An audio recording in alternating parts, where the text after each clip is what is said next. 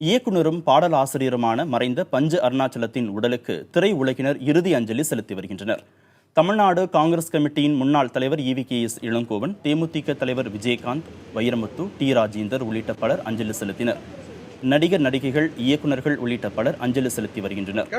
உடல்நலக்குறைவால் பஞ்சு அருணாச்சலம் நேற்று முன்தினம் காலமானார். அவருக்கு வயது 75. அமெரிக்காவிலிருந்து அவரது மூத்த மகன் மற்றும் இளைய மகள் வரவேண்டியிருந்ததால் பஞ்சு அருணாச்சலத்தின் உடல் மருத்துவமனையில் பாதுகாத்து வைக்கப்பட்டிருந்தது. மாலையில் இறுதிச் சடங்குகள் நடைபெற உள்ளன. என்னுடைய தந்தையார் சம்பத் அவர்களுக்கும் அவர் மிகவும் நெருங்கியவராக இருந்தார். அவருடைய இழப்பு என்பது மிகப்பெரிய இழப்பு. அவரை இழந்து வாடுகின்ற அவருடைய குடும்பத்தாருக்கும் சுற்றத்தாருக்கும் என்னுடைய ஆழ்ந்த அனுதாபங்களை நான் தெரிவித்தேன். ரொம்ப இனிமையானவர். அவரை பற்றி சொல்லணும்னா சொல்லிக்கிட்டே இருக்கலாம். ரஜினி சார் கூட சொல்லுவார், அவரை பற்றி நிறைய சொல்லுவார்.